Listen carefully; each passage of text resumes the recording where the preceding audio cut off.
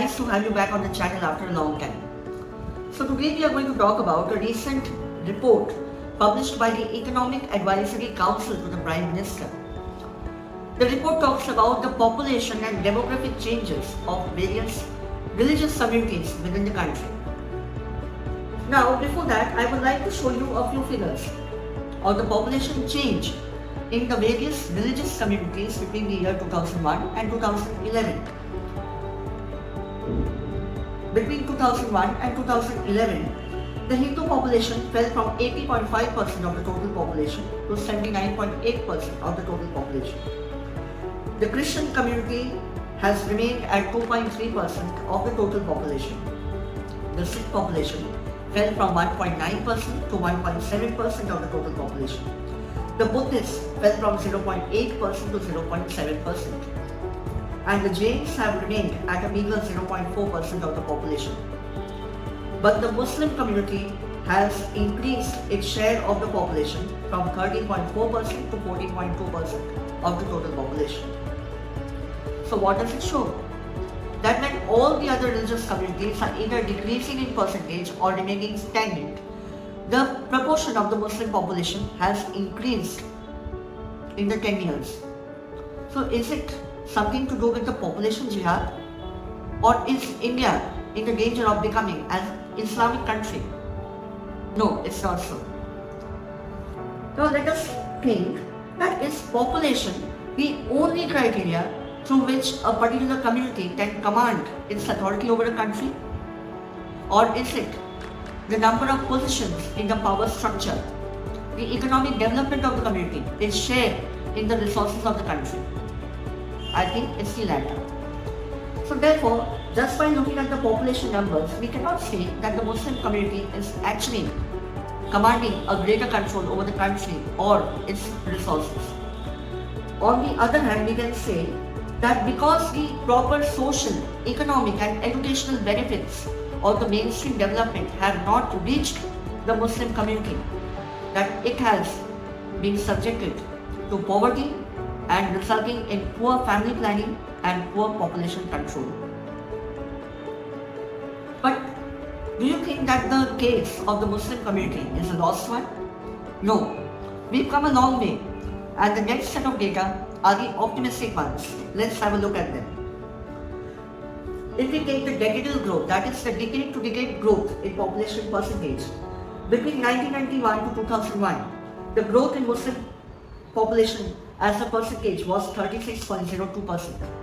Whereas in 2001 to 2011, the population grew by 24.04%. That means there has been a reduction of 12 percentage points in the growth rate of the Muslim community population. In the corresponding period for the Hindu community, the population between 1991 to 2001 grew by 20.35%, and between 2001 and 2011 grew by 16.76%. That means the Hindu population growth percentage has declined by less than 4 percentage points compared to a 12 percentage point reduction in the growth rate of the Muslim population. Similarly, if you look at the total fertility rate data, the total fertility rate is defined as the number of children born by a woman during her reproductive lifetime. So for the Muslim community, in 2001, the figure was 4.1 children per woman, which has fallen to 2.7 women per children in 2011, which is very close to the replacement fertility rate of 2.1. Similarly, for the Hindu community, it has fallen from 3.1 children per woman in 2001 to 2011, 2.1 children per woman. Therefore, a reduction of 1 child per woman. So therefore, we see that the decadal growth percentage of population as well as the total fertility rate reduction of the Muslim community has been much greater than the national average. So it means that the benefits of social, educational and economic development are slowly reaching out to the backward Muslim communities, and now they are in a better position to plan their marriages, to plan their children, to plan their family and to plan their economics. And if the same trend continues, and if we continue doing the same good work, the population at 2015 will stabilize at around 74.7% Hindu and 18.8% Muslim.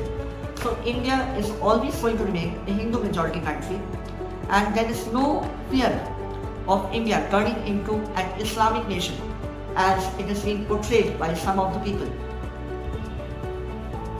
So therefore, it is imperative that we don't fall into these traps of population jihad or India in the danger of becoming an Islamic nation.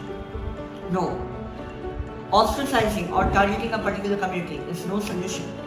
Instead, we should ensure that there is equitable social, economic and educational development across all the religious communities in the country.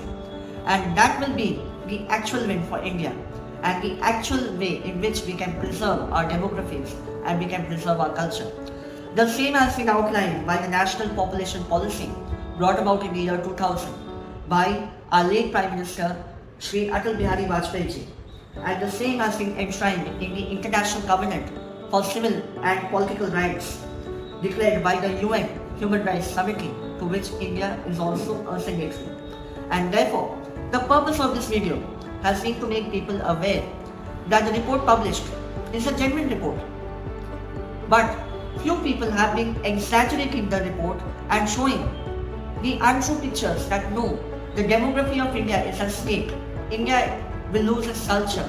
India will lose its identity. No, we should not fall for such traps. Instead, we should only remain focused on the economic, social, educational development of the country. And that should be inclusive. It should include each and every person of the country. It should include each and every community of the country. And that is how we will make our nation great. Thank you.